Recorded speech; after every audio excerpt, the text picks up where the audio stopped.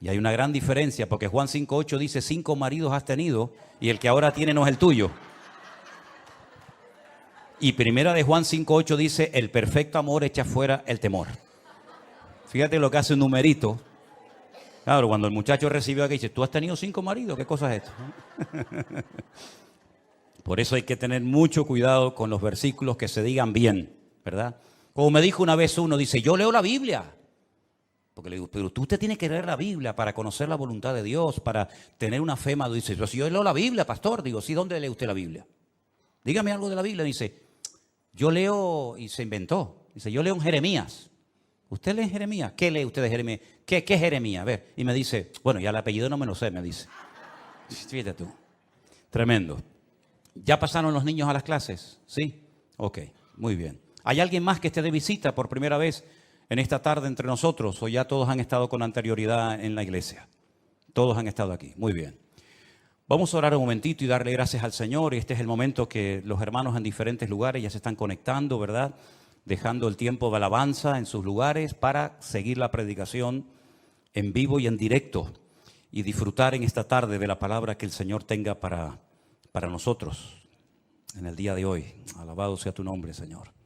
Te damos muchísimas gracias, Padre Santo, por este privilegio tan maravilloso que nos das de estudiar tu palabra, abrir este santo libro inspirado por tu Espíritu Santo, Señor, a través del cual tú siempre nos hablas, siempre nos ministras, siempre nos fortaleces el ánimo y la fe. Y pedimos que en esta tarde, Señor, siga siendo así, Señor. Que lo que hablemos, que lo que tú hayas puesto en nuestro corazón sea de bendición para todos los que van a escuchar este mensaje. En el bendito nombre de nuestro Señor Jesucristo pedimos todo. Amén y amén. Yo estaba leyendo anoche a altas horas de la madrugada, porque no tenía sueño, en el libro de los Hechos, uno de los relatos donde se cuenta la conversión del apóstol Pablo, más conocido como Saulo de Tarso. Este hombre causó mucho daño a la iglesia, porque él creía que su deber era perseguir a los cristianos e impedir el avance y el crecimiento de estos grupos, de este mensaje diferente que esta gente estaba predicando. Él dice cuando se convirtió que él consideraba que este era su deber, que Dios lo había, por así decirlo, como elegido para que él impidiera que los cristianos se expandieran y para que esta secta, como se les llamaba en aquel tiempo, fuera conocida en todas partes del mundo. Dice que envuelto en este proyecto de obstaculizar, de impedir el avance y el crecimiento de este grupo, de este movimiento nuevo, él se acerca a las autoridades religiosas de su época y les pide autorización para poder viajar a otras naciones y traer a Jerusalén a personas que formaban parte de este grupo y forzarlos a renegar de su fe en Cristo. Y entonces dice que él recibe unas cartas que le autorizan a ir, por ejemplo, a Siria, concretamente a Damasco, su capital, para traer creyentes a Jerusalén y allí forzarlos y probablemente hasta torturarlos. Y vete tú también saber si hasta matarlos, para que volvieran otra vez al cumplimiento de la ley de Moisés y a todas esas cosas que sabemos. Y el capítulo 9 nos cuenta parte de su testimonio y dice la palabra de Dios que mientras él iba camino hacia Damasco, él cayó a tierra. Algo le pasó. La presencia del Señor fue tan poderosa que él cayó desplomado al suelo. Y entonces queda automáticamente ciego. Y oye una voz que le hablaba en hebreo y la voz le decía, Saulo, Saulo, ¿por qué me persigues? Dura cosa te es dar coces contra el aguijón. Él no entiende lo que está pasando, él no sabe ni siquiera quién le está hablando y es entonces cuando él se atreve a preguntar, ¿quién eres? Y la voz le dice, yo soy Jesús, a quien tú persigues. Se queda realmente sorprendido, pierde la capacidad de poder moverse libremente porque ha quedado ciego y dice que está 3 días sin comer ni beber absolutamente nada. Y allí está esperando a ver qué va a pasar con su vida. Había en esa ciudad un discípulo llamado Ananías, que no lo vayan a confundir con el Ananías que cae muerto en la iglesia primitiva, que era el marido de Zafira, ¿se acuerdan? Había un tal Ananías que el Señor le habla y le dice, levántate, ve a la calle que se llama derecha, busca en casa de un tal Judas a un tal Saulo de Tarso, porque él allí está orando. Y ha visto en visión a un varón llamado Ananías que entra y le pone las manos encima para que recobre la vista. Ahora, lo que va a responder Ananías, en cierto sentido, a mí me recuerda un poco la actitud de Moisés cuando el Señor lo llama a través de aquella zarza que ardía y no se consumía en el desierto, ¿se acuerdan?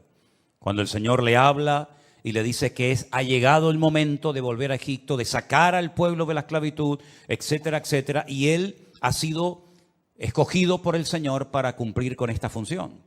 Y él pone todo tipo de excusas y bueno, Señor, no me van a creer, yo soy un hombre que no tengo facilidad de palabra, etcétera, etcétera. Y el Señor, pues después de una serie de pruebas, lo logra convencer y finalmente él va. Bueno, pues fíjense cómo responde a esa orden Ananías al Señor y le dice, Señor, he oído de muchos acerca de este hombre, cuántos males ha hecho a tus santos en Jerusalén. Y aún aquí tiene autoridad de los principales sacerdotes para prender a todos los que invocan tu nombre. Como diciendo, Señor, yo sé que tú eres perfecto y tú no te equivocas, pero tú me estás mandando a que vaya a orar y le ponga mis manos encima a un hombre que es un peligro.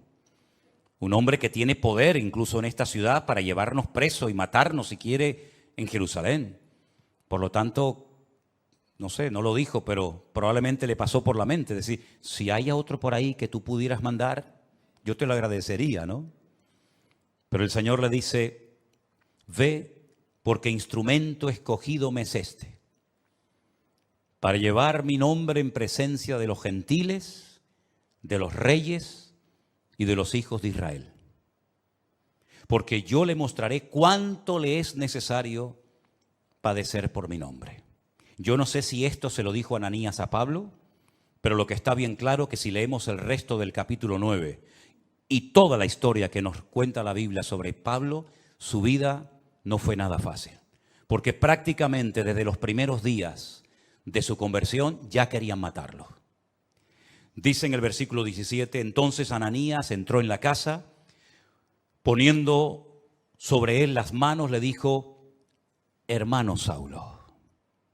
Fíjate qué bonito, ¿no? Ya no es ese perseguidor, ya no es ese hombre peligroso, sino ahora es mi hermano Saulo. El Señor Jesús que se te apareció en el camino por donde venías, me ha enviado para que recibas la vista y seas lleno del Espíritu Santo. Al momento le cayeron de los ojos como escamas y recibió al instante la vista y levantándose fue bautizado. Y habiendo tomado alimento, recobró fuerzas y estuvo Saulo por algunos días con los discípulos que estaban en Damasco. A los pocos días, ya de recuperarse y de encontrarse bien y recobrar la vista, ya inmediatamente se puso a predicar el Evangelio de Jesucristo. Y ya desde aquellos primeros momentos, ya los judíos habían decidido quitarle la vida. La Biblia dice que los discípulos lo tuvieron que descolgar por el muro una noche porque querían matarlo. Ahora bien, en el versículo 26 dice la siguiente historia referente a Pablo. Cuando llegó a Jerusalén, trataba de juntarse con los discípulos, pero todos le tenían miedo, no creyendo que fuese discípulo. ¿Qué te parece? Entonces Bernabé, tomándolo, lo trajo a los apóstoles y les contó cómo Saulo había visto en el camino al Señor, el cual le había hablado, y cómo en Damasco había hablado valerosamente en el nombre de Jesús. Y estaba con ellos en Jerusalén y entraba y salía. Y hablaba denodadamente en el nombre del Señor y disputaba con los griegos, pero estos procuraban matarlo. No solamente los judíos, sino también los griegos lo quieren matar. Y no han pasado años de su conversión, sino que ya digo, desde casi al momento de convertirse, ya todos querían quitar de en medio a este hombre.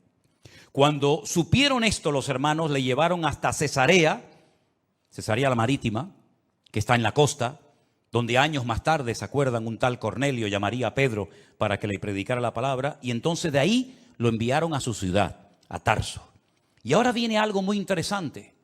Ya Pablo se ha convertido, un hombre que atemorizaba a la iglesia, a los cristianos, y a continuación, una vez convertido, una vez que este hombre ha tenido un encuentro tremendo con el Señor y su vida ha cambiado radicalmente, dice, entonces las iglesias tenían paz por toda Judea, Galilea y Samaria, que son las 3 provincias en las que se divide Israel. Al norte Galilea, al centro Samaria y al sur Judea. Bueno, pues en todo el país, Judea, Samaria y Galilea, dice la Biblia que las iglesias tenían paz. Y dice además que eran edificadas, andando en el temor del Señor, y se acrecentaban fortalecidas por el Espíritu Santo. Si guarda relación la paz de las iglesias con la conversión de Pablo, ustedes pueden opinar lo que quieran, pero yo sinceramente creo que se notó que Pablo se había convertido. Porque la paz, una cosa es la paz que tenemos dentro por nuestra relación con el Señor, y otra cosa es que en las iglesias se pudiera cantar y se pudiera predicar la palabra y se pudieran reunir los cristianos libremente a raíz, yo estoy convencido, de la conversión del apóstol Pablo o de Saulo de Tarso. Ahora bien, no hay nada más hermoso que una iglesia que está en paz. Esto no significa de que no vamos a ser perseguidos o no vamos a tener problemas o presiones o dificultades. Pero cuando una iglesia internamente entre sus miembros hay paz, yo creo que es una de las bendiciones más grandes que una iglesia puede tener. Así como un hogar que está en paz es una bendición. Un hogar en guerra, un hogar en crisis, donde hay gritos, peleas, insultos, etcétera, tiene que ser terrible. Pero cuando hay paz en el hogar, qué bendición. Amén, hermanos. Cuando los hijos están cómodos y a gustos con sus padres, cuando los padres están cómodos con sus hijos, cuando hay paz, cuando reina la paz del Señor en el hogar, es una bendición. Exactamente igual es en la iglesia. El tema de la paz es algo tan importante que la Biblia dice que hay que buscar la paz. Y una vez que la encuentras, síguela y no la pierdas. Y dice más, en cuanto dependa de vosotros, estad en paz con todos. Porque al fin y al cabo nosotros tenemos que ser pacificadores, dice la Biblia, ¿sí o no? Una de las bienaventuranzas del Sermón del Monte dice, bienaventurados los pacificadores, porque ellos serán llamados hijos de Dios. Si usted es una hija de Dios, usted no puede estar en guerra con ninguna hermana de la iglesia. Porque entonces usted no está siendo coherente con lo que usted dice que es. Si usted es cristiano, si usted es un hijo de Dios, usted tiene que estar en paz, no solamente consigo mismo, no solamente con el Señor, sino en paz con todos los hermanos. Y no evitar el cruzarte con ese hermano o hermana, no tener que ir por un pasillo para evitar que él venga por el otro, daros la paz, saludarse, hablarse, mirarse a los ojos y no tener que decir, bueno, voy a llegar un poquito más tarde para no encontrarme con fulanito de tal en la puerta. Y voy a salir un poquito más antes, ¿verdad? Un poquito antes, para no tener que despedirme de este y de aquel. Si usted está viviendo así, usted está en desorden, hermano. Porque esa no es la voluntad de Dios. Digo, hermano, incluyendo al género femenino. Todavía nosotros creemos en eso. Yo sé que por allá afuera, ¿verdad? Pero aquí cuando decimos, hermanos, vivamos en paz, me refiero a todos, absolutamente, hombres y mujeres.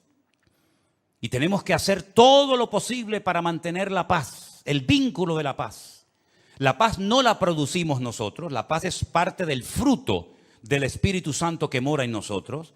La paz la produce el Señor, pero la guardamos y la conservamos nosotros. Nosotros no podemos producir piñas, no podemos producir melocotones, pero sí podemos conservarlos en latas, incluso a veces durante meses o tal vez durante años. Exactamente es igual. Usted tiene que estar en paz consigo mismo. Usted tiene que estar en paz con el Señor y usted tiene que estar en paz con todos los hermanos de su congregación y de todas partes. ¿Cuántos dicen amén?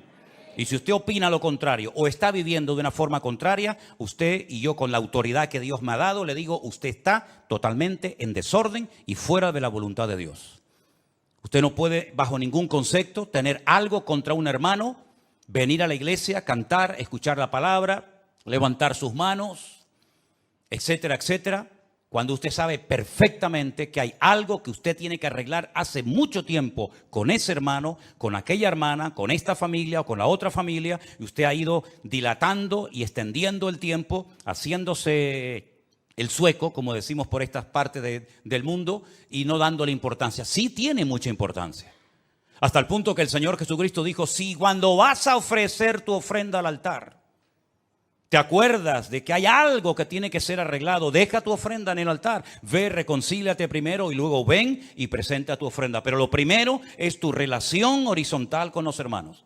Y después vienes, yo no me voy a ir ni me voy a cansar de esperarte, pero si tú no amas a tu hermano al cual ves, no digas que amas a Dios al cual no ves, porque la Biblia llama a tales personas mentirosas. ¿Cuántos dicen amén?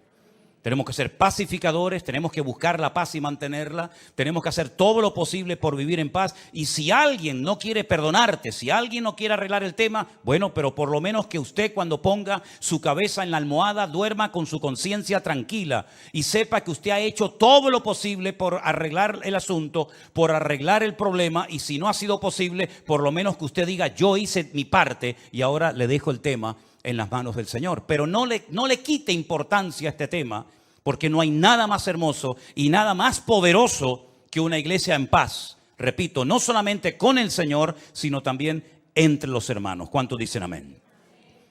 Cuando nosotros tenemos conocimiento de Dios y de su palabra, ese conocimiento nos compromete. El conocimiento no es para presumir. Mire cuánto sé. Le voy a decir cuántos versículos de la Biblia sé o cuántos capítulos conozco. No, el conocimiento no es para eso. El conocimiento nos capacita para poner en práctica lo que hemos leído, lo que sabemos, y para poder vivir una vida cristiana práctica y no desde el balcón de la teoría, sino vivir como el Señor quiere que vivamos. Y por eso, como las iglesias tenían paz, dice que por eso las iglesias eran edificadas. ¿Cómo se edifica una iglesia?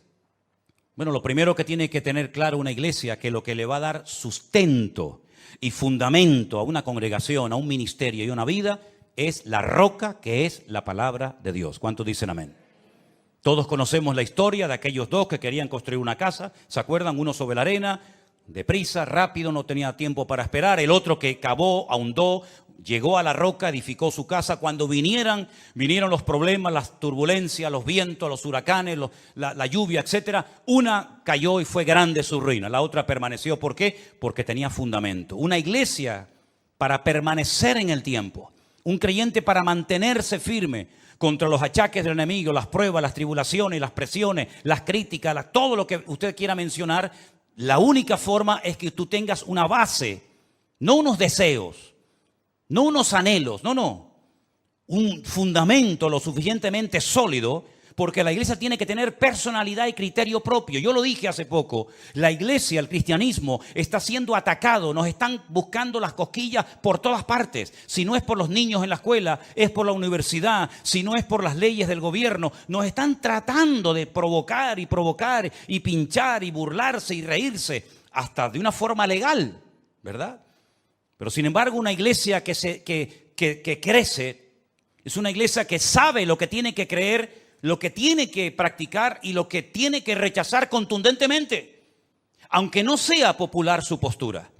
Y es que, dicho sea de paso, el cristianismo nunca ha sido popular. Si usted lo que quiere es ahora que está convertido, caerle bien a tu gente, algunos sí, pero te aseguro que a muchos no le hará ninguna gracia, ni les va a traer lo más mínimo saber que tú ahora dices que vas en serio con el Señor. No le va a hacer ninguna gracia. ¿Vas a aguantar la presión? ¿Vas a aguantar la burla? ¿O vas a pasar desapercibido? ¿O vas a marcar una diferencia como tantos y tantos hombres y mujeres de la Biblia a lo largo de la historia marcaron una diferencia porque no se dejaron arrastrar, no se dejaron corromper por la corriente de este mundo? Las iglesias eran edificadas porque sabían que Cristo le da estabilidad a la vida de una iglesia y a la vida de un creyente. Nosotros tenemos que ser muy valientes hoy en día, y perdonen que les diga, para encontrar a muchos cristianos valientes. Y valiente no es venir a la iglesia, eso no tiene ningún acto de valentía, por lo menos en Europa. A lo mejor habría que tener mucho valor para ir a una iglesia en otros países donde hay persecución, pero para entrar por estas puertas, ¿qué valentía tienes que tener? Ninguna. Para leer la Biblia no hace falta ser valientes, por lo menos hoy por hoy, hoy en día en Europa o en países que nos están viendo ahora mismo. Pero yo cuando hablo de valentía, hablo de tomar decisiones, de estar dispuesto a jugármela por el Señor. Hemos dicho durante años cosas que yo después compruebo a la luz de la realidad que son simplemente teorías y opiniones. Lo primero en mi vida es el Señor. Seguro que lo primero en tu vida es el Señor. ¿Tú estás seguro de eso? ¿Tú estás plenamente convencido que el justo por la fe vivirá? Entonces, ¿por qué no vive por fe? Si eso es verdad y tú lo crees, ¿por qué te agarras tanto a lo que tienes y no a lo que eres en el Señor? Porque hay incluso personas que no tienen tantas responsabilidades en la vida que atender y que les cuesta tanto dar pasos de fe, pero sin embargo después predican y hablan de la fe, pero a la hora de la verdad no dan los pasos correspondientes. Las iglesias del Nuevo Testamento eran iglesias valientes, no solamente porque se jugaban la vida, muchos de ellos, sino porque el cristianismo llegará a un momento en el que vas a ser confrontado con tu fe. Y en ese momento tú tendrás que demostrar si verdaderamente tú estás bien parado en Cristo o no.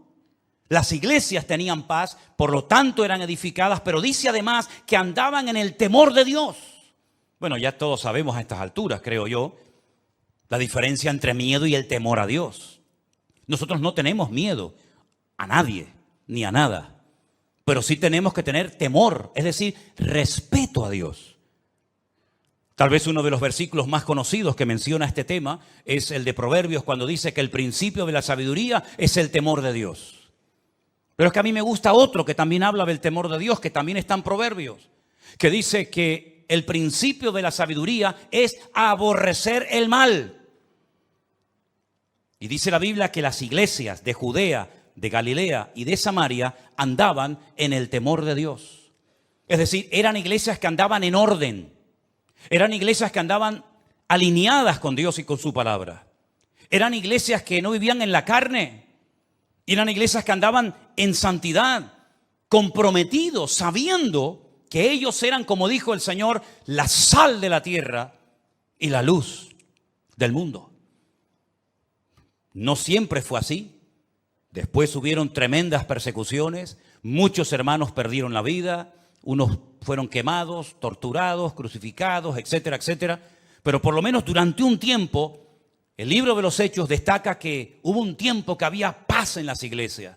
Las iglesias eran edificadas en la palabra, en el amor unos con otros, porque andaban en el temor de Dios. Y parece como que una cosa nos lleva a otra. Cuando hay paz, nos podemos edificar mutuamente unos a los otros. Y cuando nos edificamos es porque entendemos que el temor de Dios implica compromiso el uno con el otro. El venir a la iglesia no es hola, hola, buenas tardes, Dios te bendiga. No es venir de excursión a la iglesia. Yo noto que hay algunos que vienen de excursión a la iglesia. Y noto que hay algunos que vienen obligados a la iglesia. Y eso funciona un tiempo. Pero llegará un momento que no te va a funcionar ese sistema. Llegará un momento que el niño o la niña te dirán, no voy a la iglesia. Y ya no sirve. Te quito el teléfono, no sales con tus amigas, no te va a funcionar ese sistema. Porque perdiste la guerra hace muchos años y la quieres ganar ahora. Y yo dije hace unas cuantas semanas atrás que hay batallas que las tienes que ganar hace años. Tuviste que haberlas ganado hace años. Como David aprendió a ganar muchas batallas en su vida privada, para después, cuando llegó el momento de su vida pública, derrotar a aquella mole de hombre llamado el gigante Goliat. Pero no era la primera vez que se enfrentaba a un obstáculo tremendo. Ya él después contó lo que hacía en su vida privada, que por cierto nadie lo sabía, pero él y Dios sí lo sabían. Por lo tanto, hay batallas que si tú has ido perdiendo en tu intimidad, después no vengas aquí dándotelas de valiente, de que ahora todo se va a solucionar porque has perdido la guerra hace muchos años. Por eso cada día, dice Pablo, empezamos de cero.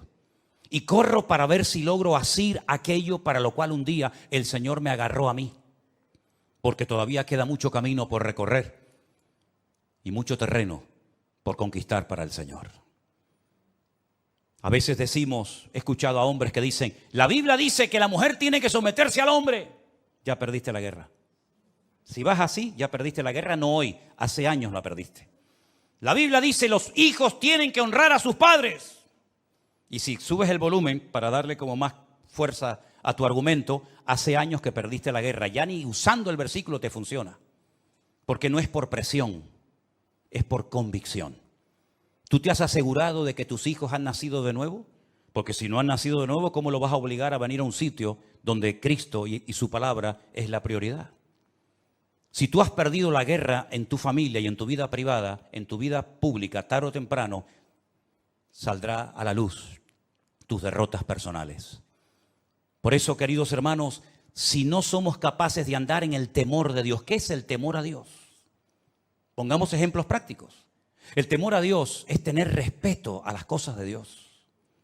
El saber que aunque nadie me está mirando, aunque nadie me está observando, eso que estoy haciendo en ese momento, eso que estoy mirando en ese momento, no es la voluntad de Dios. Y no necesito a alguien que me fiscalice, no necesito a alguien que me haga sombra o me ponga encima su mirada para decir, ay, perdón.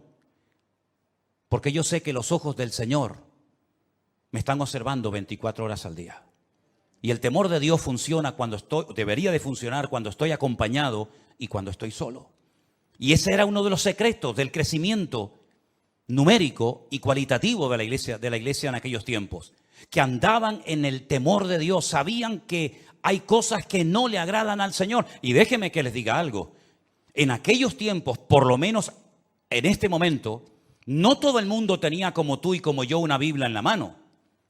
Porque eso de tener una Biblia en la mano completa, desde lo que Dios le decía a Moisés, lo que Dios le revelaba a David en aquellos hermosos salmos, lo que el Señor le reveló a Juan en la isla de Patmos en cuanto al futuro, lo que Pablo daba como instrucciones a las iglesias de Corinto, de Éfeso, de Colosa, de Filipo, etcétera.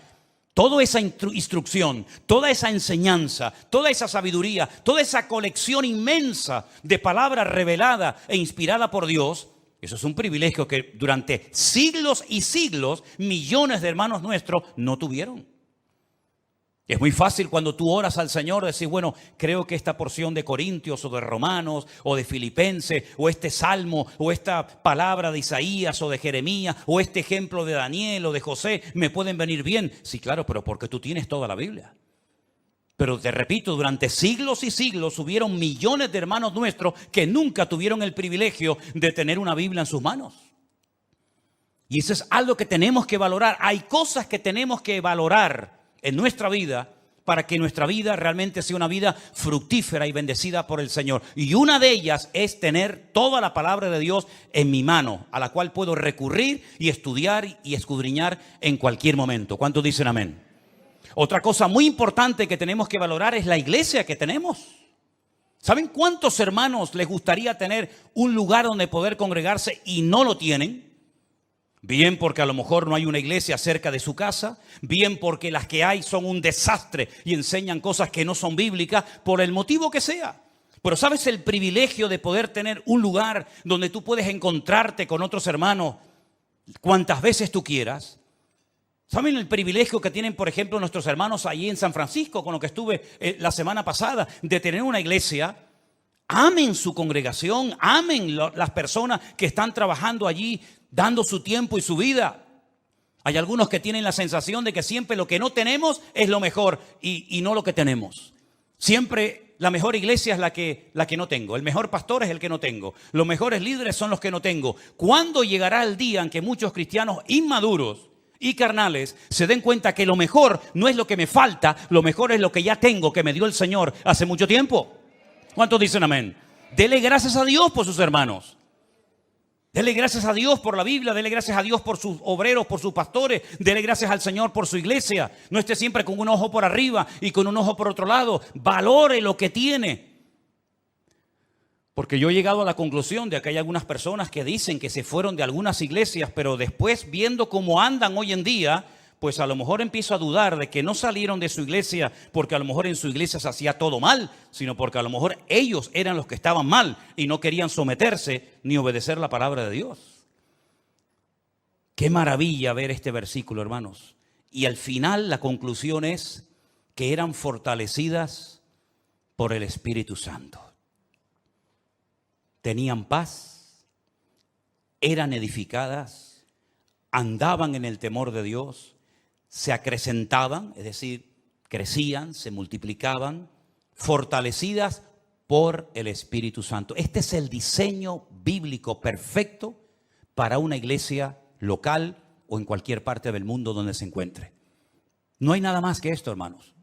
Y cuando dice que eran fortalecidas en el Espíritu Santo, nosotros tenemos que saber a estas alturas que el Consolador o el Espíritu Santo fue enviado por el Señor a la vida del creyente, a la vida de las iglesias para fortalecerlas. Miren, algunas cosas que dijo el Señor en los días previos a su despedida, cuando observó a sus discípulos un tanto tristes, les dijo: no os dejaré huérfanos, tranquilos, no se pongan nerviosos, no estén así preocupados. Yo me voy, pero yo le rogaré al Padre para que os envíe al Consolador, al Espíritu Santo, el cual estará con vosotros para siempre. Jesús no estuvo siempre con sus discípulos, estuvo un tiempo, estuvo unos años, y después volvió a la gloria, pero dice: no os dejaré huérfanos. Cuando el Espíritu Santo venga, que ya vino, Él tomará de lo mío y os lo hará saber. Él os recordará todo lo que yo os he enseñado. Él me glorificará a mí. Y Él os guiará a toda la verdad.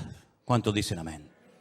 Por eso el apóstol Pablo escribía aquellas cartas y en una de ellas decía: hermanos, por favor, no quiero que ignoréis que vuestro cuerpo ahora es el templo del Espíritu Santo de Dios, el cual mora en vosotros.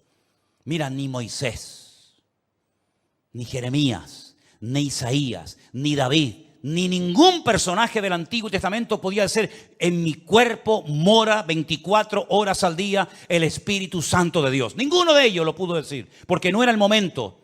Pero ahora, en estos tiempos, desde que nació la iglesia en el día de Pentecostés hasta el día de hoy, nosotros podemos asegurar con la Biblia en la mano de que nosotros somos portadores, templo del Espíritu Santo de Dios, el cual mora en nosotros. Ya no tenemos que ir a un templo en particular para ver y observar y experimentar la presencia del Señor, sino que Dios mora en mí, Dios vive dentro de mí. Y si el Espíritu de Dios mora en nosotros, Él dará testimonio a nuestro espíritu de que estamos o no en la verdad. Si el Espíritu de Dios mora en nosotros, comenzará a cambiar nuestra forma de pensar. Porque dice que los que son de la carne piensan en las cosas de la carne. Faltaría más. ¿En qué van a pensar? Pero dice: pero los que son del Espíritu piensan en las cosas del Espíritu. Te cambia la forma de hablar, te cambia la forma de pensar, te cambia la forma de vivir. Y por eso tenemos un capítulo entero que sería buenísimo que se lo aprendieran de memoria. No digo léanlo, no, eso ya era hace años. Eso ya era hace años. Pastor nos dijo que leyera, no, ahora te digo que te lo aprendas de memoria. Tenemos que ir avanzando, ¿no? Si no, siempre estamos igual, como los niños pequeñitos. Léanse el capítulo 8. ¿Cuántos leyeron el capítulo 8 de Romanos? Eso ya pasó a la historia. Ahora usted tiene toda una semana para aprenderse un capítulo entero de la Biblia. Y lo puede hacer perfectamente, ¿eh? Porque yo cuando veo a gente que está estudiando medicina y se tienen que aprender miles de términos y miles de medicamentos y lo hacen, ¿cómo no nos vamos a aprender nosotros? Además, cuando contamos con la ayuda del Espíritu Santo de Dios, ¿sí o no? Pues entonces aprenderse esta semana de memoria Romanos capítulo 8. ¿O no se aprendieron ustedes Salmo 91 durante el tiempo de la pandemia? Pues ahora Romanos 8. Y Romanos 8 nos dice cómo vivir en el Espíritu. Si usted ve que su vida no va bien, si usted ve que algo siempre hay, es porque a lo mejor no está poniendo en práctica lo que dice Romanos 8. Porque Romanos 8 es la enseñanza, es el diseño divino para la vida de una iglesia hoy en día. Vivir en el Espíritu de Dios. Y entonces te vas a dar cuenta de que hay tentaciones que ya no te vienen, cuando antes te venían todos los días. Pero porque has ido matando el deseo de la carne, lo has ido matando de hambre. Y has comenzado a alimentar la nueva criatura, la nueva obra que el Señor ha hecho en ti. Y te vas a dar cuenta de que ahora tus deseos han cambiado. Antes lo que te dominaba ya te da, perdonen, hasta asco. ¿No les ha pasado a ustedes eso alguna vez? Yo he conocido fumadores, yo nunca fui un fumador. Yo me habré fumado 2 cigarrillos en toda mi vida, o 3 o 4, yo qué sé. Pero hay gente que fue fumadora, pero fumadora de estos de verdad, que me dicen: a mí se me pone una persona hoy en día que fuma a mi lado y me da asco. Y tú, a ti te da asco. Pero si tú antes te daba, ya. Os digo, fumar, perdonen, parece como que siempre el pecado más grande es el de fumar. Bueno, digo criticar, o digo beber, o digo cualquier otro. Cuando tú verdaderamente estás empapado y enamorado del Señor y tienes tus ideas claras y estás alineado y centrado en el Señor y andas no por impulsos, por emociones, por sentimientos, sino andas fortalecido en el Espíritu y por el temor de Dios, te vas a dar cuenta de que tus gustos han cambiado. Hay músicas que no te van a gustar porque le ofenden y le molestan al Espíritu Santo que mora en ti. Pastor, es bueno que yo oiga esto o lo otro. Digo, usted es cristiana, ore al Señor y ya verás lo que el Espíritu Santo te dice a tu corazón. Es más, si estuviéramos más llenos del Señor, no haríamos tantas preguntas. Estoy convencido de ello. Porque el Espíritu que mora en nosotros nos pondría en nosotros el anhelo de Cristo para hablar, para pensar, para vestirnos o para lo que sea.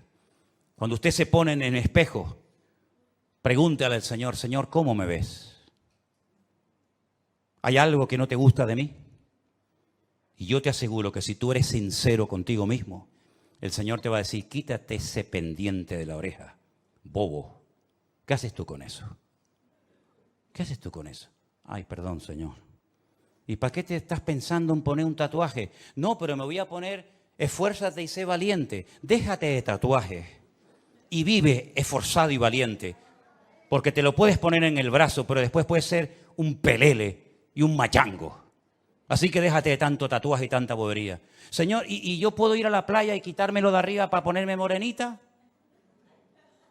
Tú te vas a dar cuenta que cuando tú estás alineado con el Señor y fortalecido en el Espíritu y andando en el temor de Dios, hay muchas cosas que tú dices, oye, yo no sé lo que me pasa, pero ya no tengo deseo de hacer aquello, o de ver esto, o de tocar lo otro. ¿Por qué? Porque el Espíritu que mora en vosotros os anhela celosamente, dice la palabra de Dios.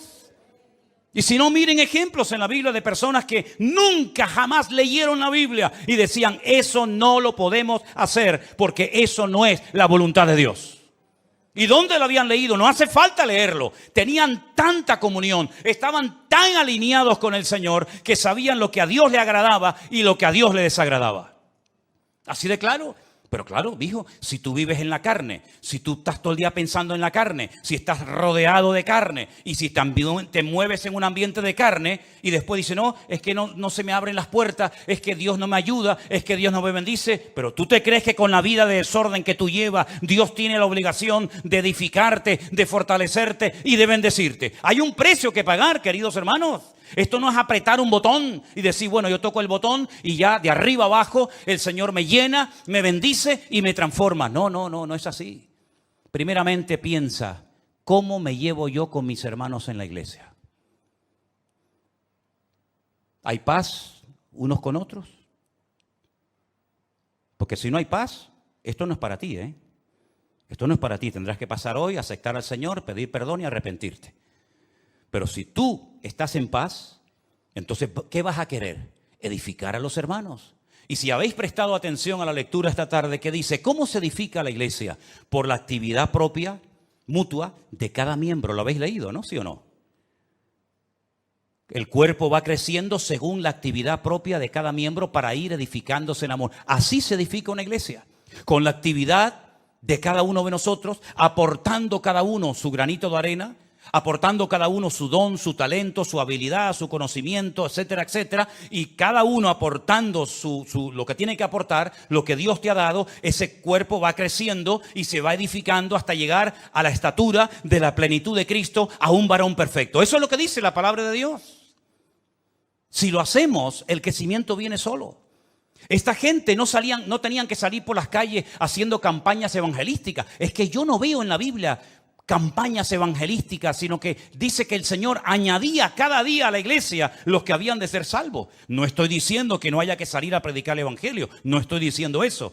Lo que estoy diciendo es que el Señor mandaba a la congregación y era la iglesia un imán que atraía a la gente porque el estilo de vida de los creyentes era diferente, y lo que hoy en día la gente está buscando es gente que sea honesta, que sea sincera, que vivan lo que predican y no que digan una cosa y que luego hagan otra. Por eso, mis queridos hermanos, el Espíritu Santo se movía en aquellas congregaciones con una libertad tremenda. ¿Por qué? Porque donde hay santidad, donde hay orden, ahí se mueve el Espíritu de Dios. Cuando la iglesia no es esto, cuando la iglesia no funciona según este diseño bíblico, la iglesia se convierte en lo que tú quieras.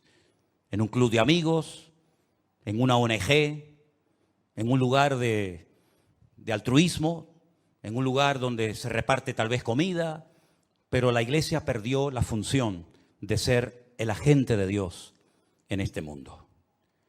Y el Señor nos da la oportunidad y el privilegio de reunirnos pues 1 o 2 veces a la semana o cuando sea en este lugar o en cualquier otro. Pero durante la semana la luz se esparce. Ahora la luz está concentrada en un lugar. Todos estamos siendo alimentados, instruidos, ¿verdad? Edificados por la palabra, pero cuando termine esta reunión, y en sus respectivos países lo mismo, la luz se va a esparcir.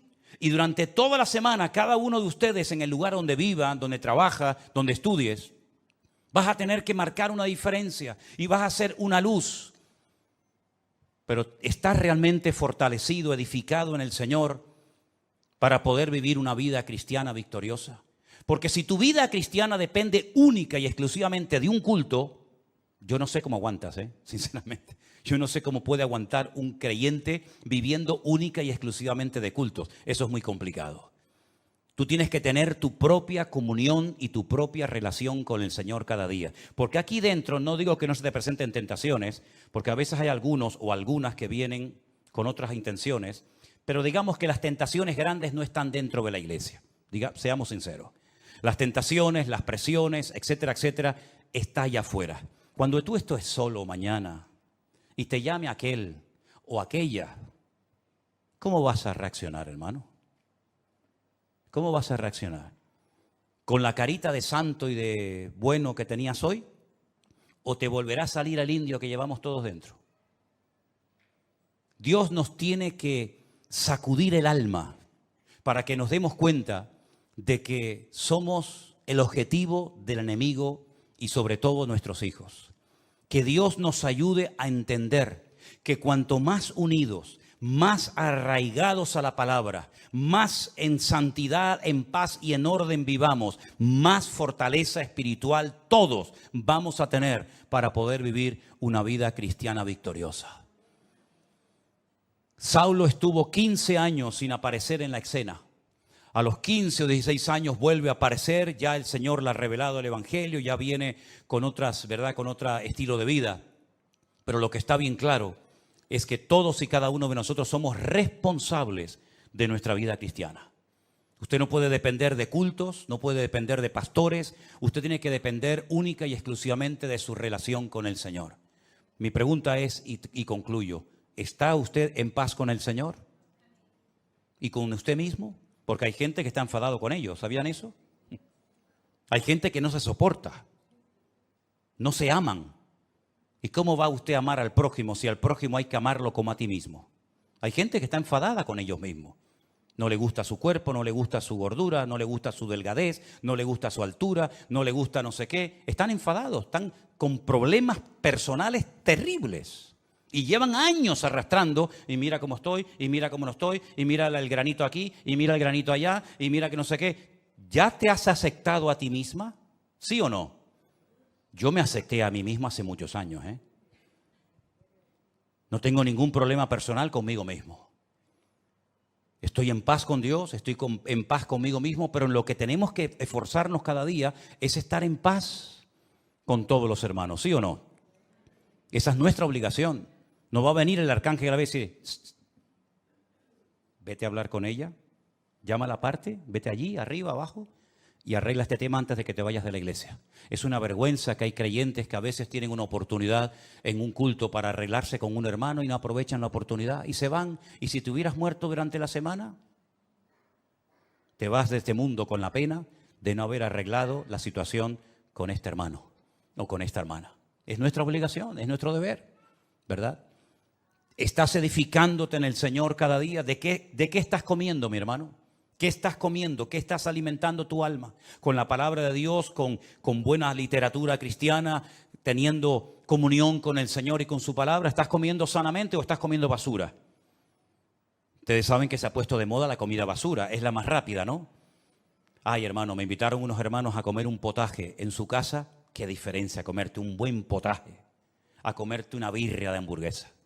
Hazme el favor. ¿Estás comiendo bien espiritualmente hablando? ¿Estás comiendo bien? Es tu obligación, no la mía, es la tuya. Estás fortaleciéndote en el Señor, estás andando en el temor de Dios, estás huyendo de ciertos y determinados ambientes y lugares y personas que te pueden contagiar y te pueden perjudicar tu desarrollo y tu crecimiento espiritual. ¿Te das cuenta cómo hay muchas cosas que no dependen de un pastor o de una iglesia, sino son cosas que somos nosotros los responsables delante de Dios de tomar esas medidas preventivas para poder construir una vida cristiana victoriosa? Medita en todo esto que has escuchado esta tarde, hermano. Porque hay gente que a lo mejor no tienen paz en su corazón porque no están haciendo esto que hemos leído esta tarde. No se están edificando en el Señor, no tienen comunión con el Señor y por lo tanto no tienen paz. Pero la paz es posible, dice la Biblia. Tú guardarás en completa paz. ¿A quién? Aquel cuyo pensamiento en ti persevera. Cierra tus ojos en esta tarde y dile al Señor: Señor, escúchame bien lo que te voy a decir. Así como las iglesias de Galilea, de Judea, de Samaria tenían paz, yo quiero tener paz. Así como aquellas congregaciones de antaño eran edificadas en la fe y en la palabra, yo también lo quiero ser hoy en día, Señor. Yo quiero ser fortalecido en el Espíritu Santo de Dios cada día. Yo quiero amarte y quiero temerte, porque eso es lo que significa tener temor de Dios, respetar a Dios, tener respeto a Dios y no ser un descarado, un irreverente, un desobediente, sino ser una persona que tiene respeto de Dios, que no le echa siempre la culpa a alguien de tus problemas, porque esa es una actitud tremendamente infantil. Ay, si yo hubiera tenido un buen padre. Ya. ¿Y cuántos han tenido un buen padre y han salido totalmente descarriados? Así que no le eches la culpa al padre que no tuviste o a la madre que no tuviste o que tienes. No le eches la culpa al pastor, al diablo, al mundo, a la iglesia, a los jóvenes. No, ya está bien. Así actúan los niños pequeñitos. Siempre la culpa la tienen los demás. Pero es tiempo, mis queridos hermanos, de mirarnos, de examinarnos a nosotros mismos, de probarnos a nosotros mismos y de reconocer que yo soy el único responsable de mi vida espiritual, de mi crecimiento y desarrollo. Valore lo que Dios le ha dado, mi hermano. No esté saltando de flor en flor, saltando de un lugar a otro. Parece que siempre lo que hacen los demás es mejor que lo que usted tiene o Dios le ha dado. Y si el lugar en el que usted está dice que no tiene lo que tienen otros, pues ya sabe lo que tiene que hacer: aportar, colaborar, integrarse. Y de esa manera usted podrá aportar lo que dice que no tenemos. Madurez, valentía, crecimiento y desarrollo espiritual es lo que necesita urgente la iglesia del Señor hoy en día. Ya basta de ese cristianismo superficial, con una falta de compromiso total y absoluta. Hermanos, nosotros, dice la Biblia, estamos completos en Cristo Jesús. Usted está completo en Cristo Jesús. Solamente tienes que echar mano de lo que Dios te ha dado hace mucho tiempo. El mismo Espíritu de Dios que moraba en Cristo Jesús, nuestro Señor, es el mismo Espíritu que mora ahora en ti. Ni más ni menos. Por eso dice la Biblia que el Espíritu que levantó a Cristo de los muertos vivificará vuestros cuerpos mortales por su Espíritu que mora en vosotros. Escuche bien esto: el mismo Espíritu que ungió a Jesús, el mismo Espíritu que guió al Maestro, el mismo Espíritu que Él dijo: el Espíritu de Dios está sobre mí y me ha ungido para dar vista a los ciegos, para dar libertad a los cautivos, para pregonar el año agradable del Señor. Ese mismo Espíritu ahora mora dentro de usted. El mismo, la misma unción, la misma autoridad, el mismo poder. Use, eche mano, como decía Pablo a Timoteo, echa mano de la vida eterna. Usa lo que Dios te ha dado. Aviva el fuego del don de Dios que está en ti. No lo apagues. Cumple con tu llamado. Cumple con tu ministerio. Esfuérzate.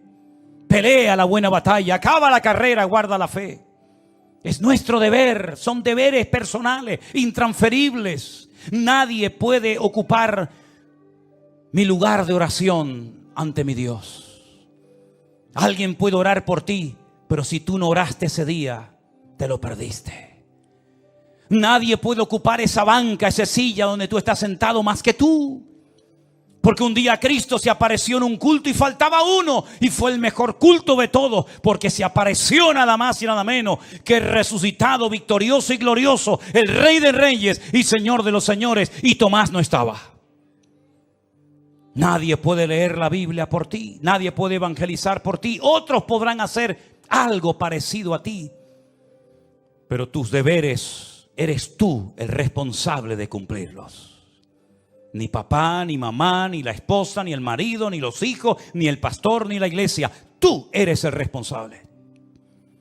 Es como si tú mañana no vas a trabajar. Tal vez el jefe puede llamar a otro, pero tu deber era haber estado allí. Así que, mi querido hermano y amigo, como le dijo el Señor a Ananías, levántate y ve a orar por Saulo de Tarso. Es que es un hombre peligroso. Levántate y vete a orar por Saulo de Tarso. Es que he oído de muchos males que ha hecho a tus santos en Jerusalén. Levántate y ve a la calle derecha. Pon las manos sobre él para que recobre la vista. Ananías, déjate de excusas. Levántate. Y como dice la palabra, y lo dijo Saulo de Tarso, es hora de levantarnos del sueño. Porque la noche está avanzada y se acerca el día. Señor, gracias por tu palabra. Queremos ser esta iglesia de la cual se habla aquí en tu palabra. Iglesias fortalecidas en el Espíritu. Iglesias que andan por el temor de Dios. En paz. Los hermanos unos con otros. Sin guerras, sin peleas, sin murmuraciones ni divisiones internas. Queremos, Señor, vivir conforme a tu diseño en nuestras vidas. Que tú tomes posesión de todo nuestro ser. Y que en estos tiempos difíciles en los cuales nos ha tocado vivir, podamos ser la sal y la luz del mundo. Sabemos que la tierra ya está dando esos dolores de parto tremendos. Cada vez serán más frecuentes y más dolorosos. Y aunque el hombre natural no puede entender lo que está sucediendo, el hombre espiritual sabe qué está sucediendo. Y algunos dicen, ¿por qué? ¿Y por qué? Y yo digo, ¿por qué no? No es por qué. Sabemos para qué el Señor está permitiendo todas esas cosas en países donde se prohíbe su palabra, en países donde persiguen a los cristianos, en países donde se dice en un libro sagrado que tienen que Cristo no es el Hijo de Dios y que no murió en una cruz y que no resucitó, ¿no? Pues muy bien, no quieren andar a las buenas, serán sacudidos como la higuera hasta que caigan de rodillas y reconozcan que el único que puede traer paz es aquel que murió y resucitó al tercer día y está próximo a venir otra vez a este mundo. Recibe la gloria, mi Señor. Aleluya. Sigue obrando, aunque el mundo se burle y se queje, sigue sacudiendo a las naciones de la tierra para que crean que tú eres el camino, la verdad y la vida. Aleluya. En el nombre de Jesús. Amén. Nos ponemos de pie, amados. Aleluya, Jesús. Te adoramos. Levanta tu mano al cielo y adora al Señor, Jesús. Adoren al Señor, hermanos queridos. Él está aquí con nosotros ahora mismo. Aleluya. Santo tu nombre. Aleluya. Te adoramos, Señor. Digno eres. Digno eres, Señor. Sigue obrando, Jesús. Sigue obrando, Señor. Siga hablando, Señor, siga hablando. Oh, Jesús, gracias. Oh, gracias, Señor. Gracias, Señor. Te adoramos. Oh, gracias. Gracias, Señor Jesús. Aleluya. y más de ti. Sí, Señor. Gracias, Jesús. Te adoramos, te adoramos. Oramos, Señor Jesús. Aleluya.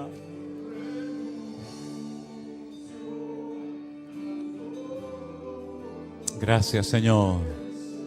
Quisiera yo aprovechar también la oportunidad para recordarles a todos que el mes que viene todas las hermanas de la iglesia están invitadas a un mini retiro que van a llevar a cabo en el Puerto de la Cruz, ¿verdad? Tienen que anotarse. Tienen que anotarse. Ahí están los datos, la fecha, guardando tu corazón. Yo espero que las hermanas de la congregación puedan asistir, ¿verdad? Y disfrutar de este tiempo especial que el Señor les va a permitir tener el día 13 y 14 de octubre, Dios mediante.